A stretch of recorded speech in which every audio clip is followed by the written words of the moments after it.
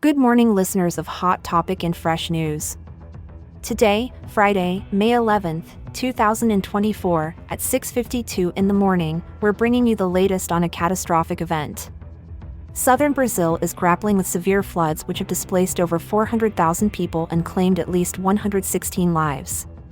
The state of Rio Grande do Sul, especially its capital Porto Alegre, is facing a crisis with damaged infrastructure. Most of the city is without drinking water due to affected water treatment facilities. Residents, like Magda Moura, report floodwaters rising rapidly, with levels reaching up to 5 feet 6 inches. The devastation has extended to approximately 70,000 people currently living in temporary shelters, with limited basic necessities. In a heartening display of community spirit, local churches and volunteers are banding together to provide shelters not just for people but for pets as well, emphasizing the importance of keeping families together during these trying times. As we look towards recovery, experts urge a thoughtful reconstruction approach, considering safer areas less prone to extreme climate variations. Stay with us on Hot Topic and Fresh News as we continue to follow this story and its long-term implications on the community and the region. Hello, everyone! This is Emily Norma, your host at Hot Topic and Fresh News. And this is David, at your service. We're here every day to bring you the most pressing news. Don't forget to subscribe and turn on notifications to stay updated. Straight to the hot topics.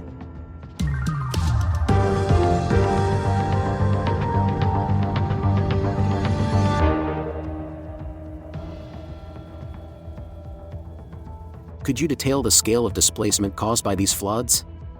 Certainly. The floods in southern Brazil have been catastrophic, displacing over 400,000 people in the state of Rio Grande do Sul alone. The rapid rise in water levels has caught many residents off guard, leading to large-scale evacuations and rescues. And what about those who couldn't evacuate in time? Many were trapped, as you mentioned. In Porto Alegre, for instance, residents like Magda Moura and her husband spent days rescuing their neighbors from high-rise buildings completely surrounded by floodwaters. It's a dire situation with ongoing rescues and many still missing. How are the affected managing their basic needs?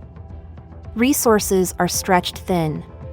With power and water systems compromised, most residents are without drinking water. Temporary shelters, like the Evangelical Church hosting Roselane da Silva and her family, rely heavily on donations. These shelters are vital, providing not just a roof but also emotional support for the displaced. What's the status of the pets and animals in these conditions? It's heart-wrenching. While some like Roselane managed to save their dogs, she had to leave her cats behind, which adds to the emotional toll. Efforts to accommodate pets have been made, but the situation remains bleak for many animals. In terms of infrastructure, what does recovery look like? Recovery will be a long and arduous process. The floods have severely damaged roads, bridges, and essential public utilities. Rebuilding will require careful planning, particularly considering the repeated nature of these extreme weather events. Finally, how is the community coming together in response? The community response has been a silver lining. Churches, community centers, and countless volunteers have rallied to support those affected, showcasing incredible resilience and solidarity. This collective effort is crucial as they face the long road to recovery. The situation is dire, with shelters becoming overwhelmed. Pastor Dari Pereira mentioned the challenges they face, providing not just basic necessities but also psychological and medical support, and attempting to accommodate pets, which are crucial for the emotional well-being of those affected. Could you expand on the solutions being implemented to manage the situation? Absolutely. The community is creatively adapting spaces to meet the increasing demands. For example, when the shelters ran out of space for pets, which could not remain inside due to health risks, a nearby school lent their gymnasium to set up a kennel and a cattery. This kind of flexibility is critical in crisis situations. What about the long-term plans for recovery and prevention?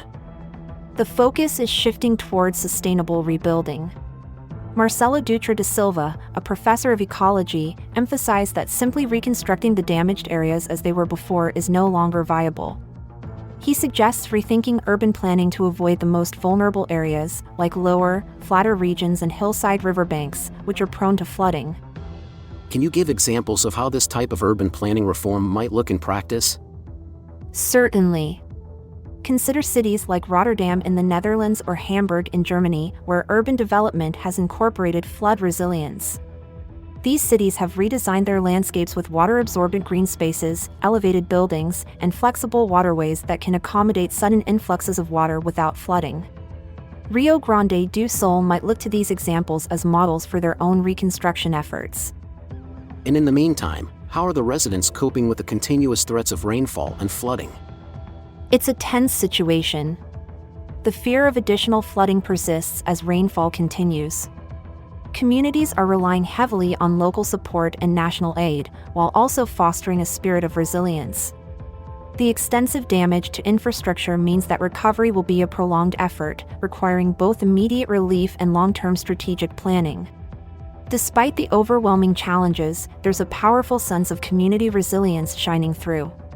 People from various parts of Brazil are coming together, contributing whatever they can to aid the flood victims. The solidarity is inspiring and a crucial pillar of hope for those directly affected. What forms of support have been most effective in bringing about this resilience? The collective efforts of churches and community centers stand out. They've not only provided shelters and basic necessities but have also fostered a sense of normalcy for the displaced.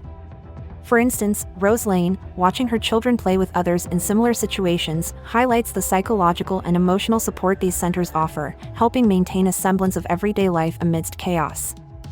And looking forward, how is the spirit of the community being channeled towards recovery?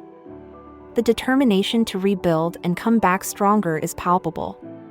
Statements like Rose Lane's, where she talks about losing much but still having each other, exemplify the resilience and hope driving the community. This emotional foundation is crucial as they look towards reconstruction and a more secure future. It sounds like the communal spirit is a vital component in coping with and eventually overcoming this disaster. Absolutely. The shared experience, though traumatic, has unified the community, reinforcing the idea that they can face future challenges together. As they say, they'll come back stronger than ever, which is a testament to their resilience and the human spirit's capacity to adapt and thrive even in the hardest times. Thanks for tuning into Hot Topic in Fresh News today. We delved into the devastating floods and the incredible resilience of the communities affected. Your engagement and support mean everything to us.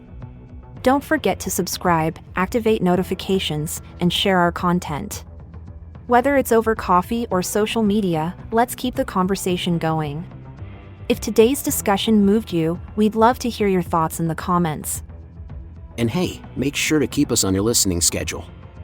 We've got some interesting topics on the horizon that you won't want to miss. It's always better when you're with us, so tune in daily and let's get informed together. We truly appreciate you joining us and contributing to our community. We're looking forward to the next episode and hope you are too.